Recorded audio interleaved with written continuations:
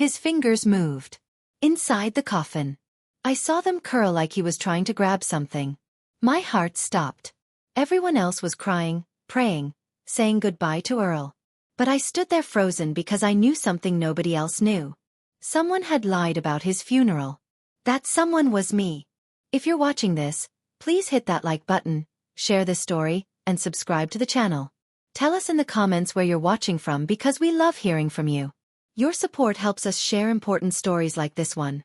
My name is Loretta. I'm 76 years old now. My hands shake when I pour my morning coffee. My back is bent from years of hard living. But I'm alive. And that's more than I can say for Earl. I need to tell you this story not because I want your forgiveness. I don't deserve it. I need to tell you so that maybe, just maybe, some woman out there won't wait as long as I did. Some woman will run before it's too late. I married Earl in 1973. I was 25 years old with dreams bigger than the Appalachian Mountains around our little town. Earl worked in the coal mines. He had strong arms and a smile that made me feel safe. On our wedding day, he promised to love me forever. He promised to protect me. For the first few months he did. We lived in a small house at the end of a dirt road. He'd come home tired and dirty from the mines, and I'd have dinner ready. We'd sit on the porch and watch the sun go down behind the trees. Life felt simple. Life felt good. But then something changed. It started small. He'd get angry if dinner wasn't ready exactly when he walked through the door. He'd raise his voice if I forgot to buy his favorite beer. One night, about 6 months after we got married, he pushed me. Just a small push. I hit the kitchen counter and bruised my hip. He said sorry. He cried and held me and promised it would never happen again. I believed him because I loved him. Because I thought that's what wives were supposed to do. But it did happen again. And again. And again. By 1975, Earl was hitting me almost every week. A slap across the face. A punch to the stomach. Once, he grabbed my hair and dragged me across the living room floor because I talked to the mailman too long. I started wearing long sleeves even in summer to hide the bruises. I put makeup over the black eyes. I learned to lie very well. When people asked what happened, I'd smile and say I fell down the stairs. I walked into a door. I tripped over the dog. The lies came easy after a while. Easier than the truth. Because the truth was too heavy. The truth was that the man I married, the man who promised to love me, was slowly killing me piece by piece. I tried to get help. I really did. In 1978, after Earl broke 2 of my ribs, I went to the sheriff's office. Sheriff Patterson sat behind his big wooden desk and listened to my story. When I finished, he leaned back in his chair and said, "Now Loretta, you know Earl's a good man. He works hard in those mines. Marriage is tough sometimes. Maybe you're just pushing his buttons. Go home and try to be a better wife." I walked out of that office knowing I was alone. I tried the church next.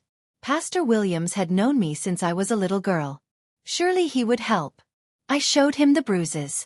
I told him about the broken ribs, the black eyes, the nights I slept on the bathroom floor because I was too afraid to go to bed. He put his hand on my shoulder and said, "The Bible teaches us that wives should submit to their husbands. Marriage is sacred. Loretta, you made a vow before God. Pray harder. Be more obedient. This too shall pass." It didn't pass. It got worse. Our neighbors heard the screaming. They heard the sound of breaking dishes and furniture being thrown. They heard me crying and begging Earl to stop. But nobody ever knocked on our door. Nobody ever called for help. In our town, what happened inside a man's house was his business. Nobody wanted to get involved. So I suffered in silence while the whole world looked the other way. By 1980, we had 4 children. Tommy was born first, then Sarah, then Bobby, then Jenny. I thought having babies might change Earl. I thought maybe becoming a father would soften him. But it only made things worse. Now he had more reasons to get angry. The baby cried too much. The kids were too loud. Dinner took too long because I was feeding the children first. And the worst part? The kids saw everything. Tommy was 6 years old the first time he watched his daddy punch me in the face. Sarah was 4 when she saw Earl throw me down the basement stairs. Bobby was 2 when he learned that screaming and violence were just normal parts of life. And Jenny, my sweet baby Jenny, grew up thinking that love meant pain. I wanted to leave so many times. I packed bags in secret. I hid money in old coffee cans. But every time I tried to run, Earl found out. He'd lock me in the bedroom for days. He'd threaten to kill me and the kids if I ever tried to leave again. And I believed him because I'd seen what he was capable of. I'd felt his hands around my throat enough times to know he meant it. The years blurred together. 1985. 1990. 1995. 2000. 30 years of living in fear. 30 years of hiding bruises and broken bones. 30 years of watching my children grow up in a house filled with terror. The system that was supposed to protect me had failed. The church had failed. My neighbors had failed. I had failed. But I was still alive. Barely. And I was about to make a choice that would change everything. My children paid the price for my survival. That's the part that haunts me most. Not what Earl did to me, but what he did to them. What watching all that violence did to their souls. Tommy grew up to be just like his father. By the time he was 16, he was getting into fights at school. By 20, he was hitting his girlfriends. I watched my son turn into the monster I'd spent 30 years trying to survive. I tried to talk to him, tried to explain that what he saw growing up wasn't normal, wasn't love. But the damage was already done. Earl had taught him that real men use their fists. That women are property. That violence is how you solve problems. Tommy's in prison now. Has been for 8 years. He beat his wife so badly she almost died. When they arrested him, he looked confused. He said, "But my dad did this all the time." Sarah was my sensitive one. She had soft brown eyes and loved to draw pictures of flowers and butterflies. She tried so hard to make everything better. When Earl would start yelling, Sarah would run to her room and hide under the bed. She stopped eating. She stopped sleeping. By the time she was 17, she was so thin I could see her bones through her skin. She told me once that she felt like a ghost. Like she was already dead but her body just hadn't figured it out yet. On a cold morning in March 1998, Sarah was 19 years old. I found her in the bathroom. She'd taken a whole bottle of Earl's pain pills. There was a note next to her that said, "I can't live in a world where love looks like this." We buried her on a Tuesday. Earl didn't cry at the funeral. He said she was weak. He said she'd always been too sensitive. That's when something inside me started to crack. Bobby ran away when he was 16. Just disappeared one night in the summer of 1995.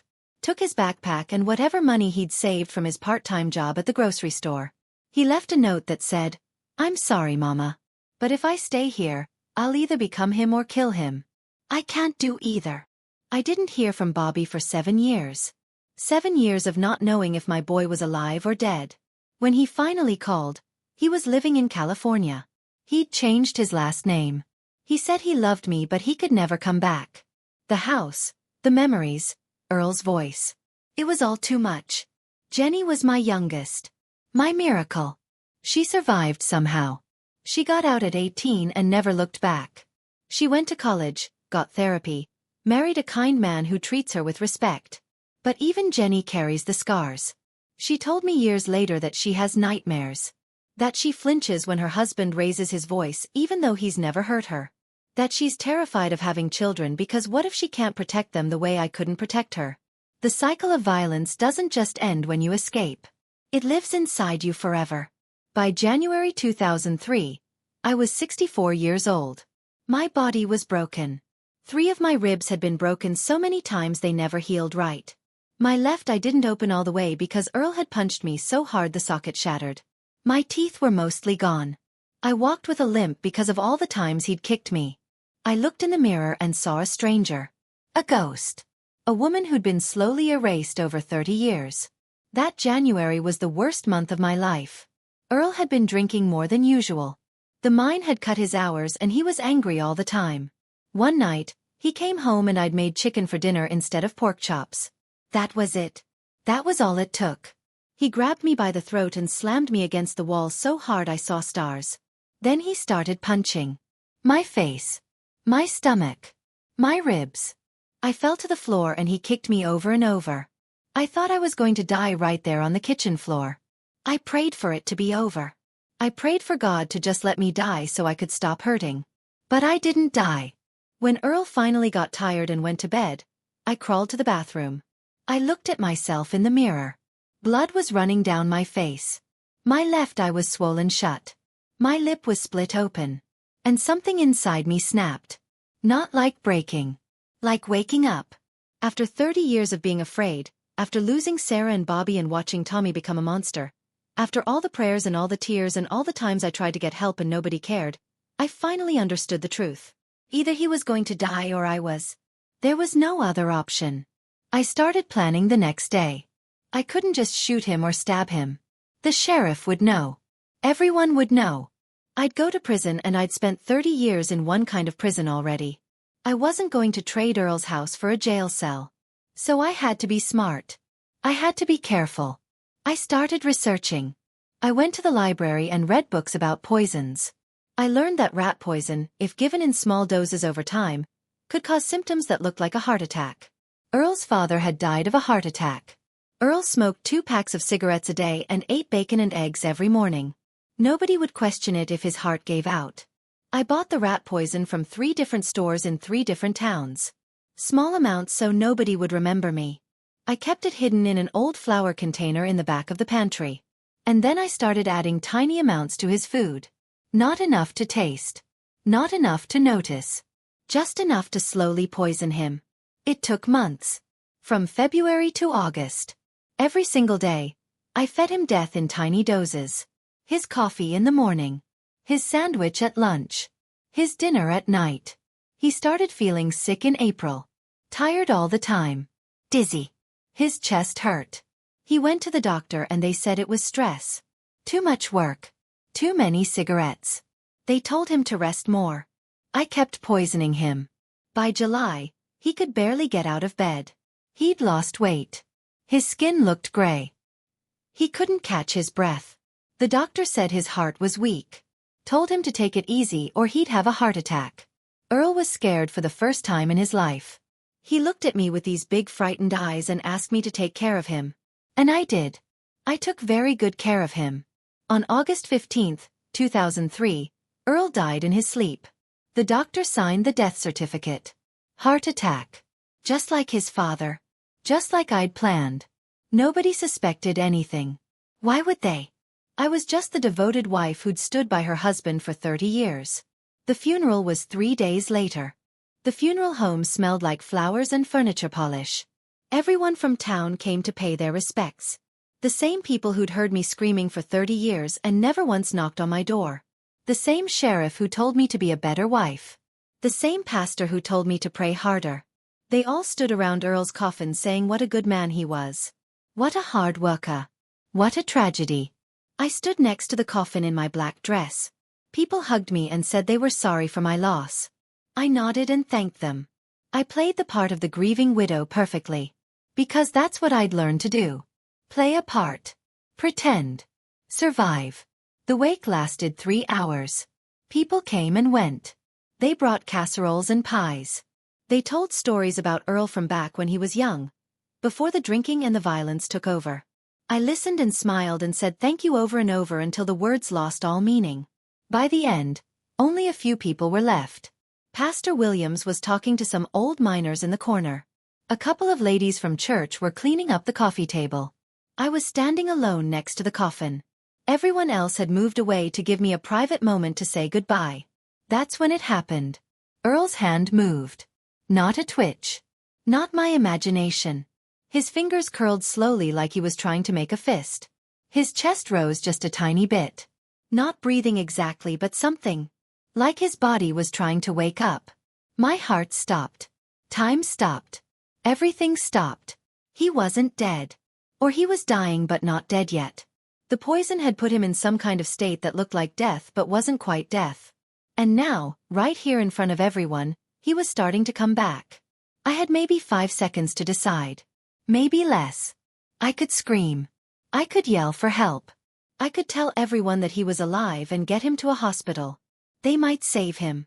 They might pump his stomach and figure out what happened. They'd test his blood and find the poison and they'd know what I did. I'd go to prison for the rest of my life. Or worse. Earl would survive. He'd come home. And he'd know that I tried to kill him. And what he'd done to me over 30 years would look like nothing compared to what he'd do then. Or I could stay quiet. I could do nothing. I could let nature finish what I'd started. I could let him slip away while everyone thought he was already gone. 5 seconds. That's all I had.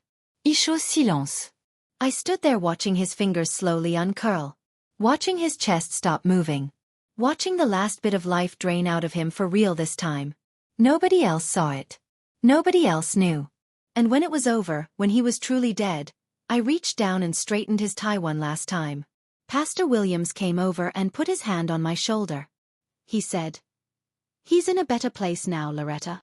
I looked at Earl's gray face in that coffin and thought about Sarah's suicide note. About Bobby running away in the middle of the night. About Tommy in prison. About Jenny's nightmares. I thought about 30 years of broken bones and black eyes and living in constant fear. And I said, yes. Yes, he is. The nightmares started 3 months after the funeral. Every night, I'd dream about that moment at the coffin. Earl's fingers moving. His eyes opening. Him sitting up and grabbing my throat. I'd wake up screaming and sweating and crying. I started drinking to help me sleep. Wine at first, then whiskey. Anything to quiet my mind. I lived alone in that house. The same house where Earl had hurt me for 30 years.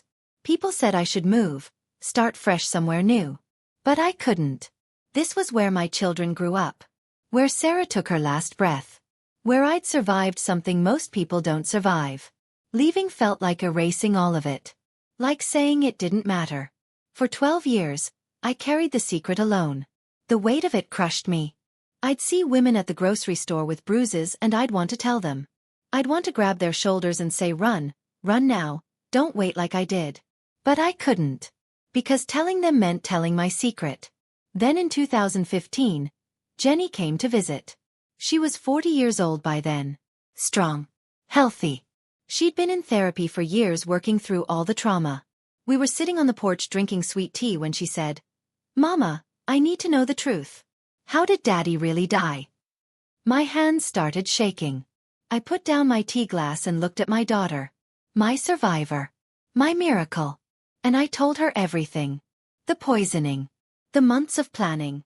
The moment at the coffin when his fingers moved and I chose to stay silent. When I finished, Jenny was quiet for a long time. Then she reached over and took my hand. She said, "Mama, I forgive you. You did what you had to do to survive. You saved your own life. And maybe you saved mine too.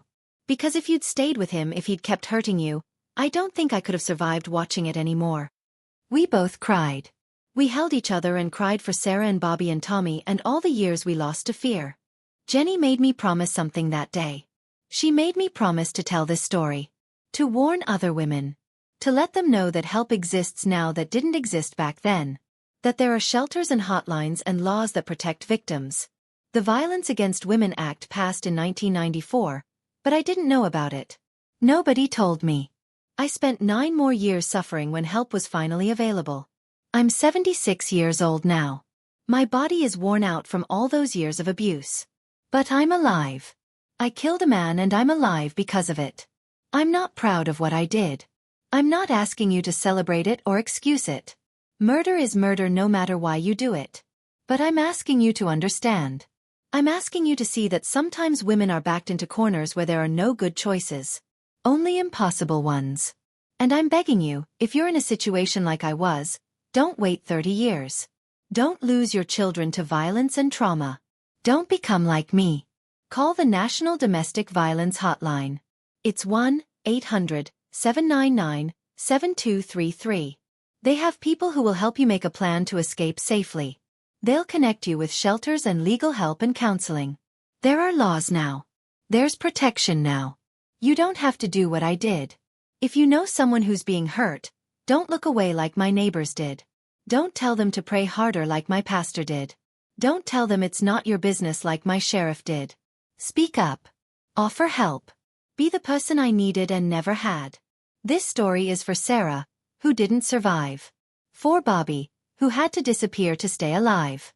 For Tommy, who became what he hated most. And for Jenny, who broke the cycle and chose a different life. Violence against women hasn't ended. It's still happening. Right now, in your town, in your neighborhood, maybe in the house next door. Don't let another woman wait 30 years.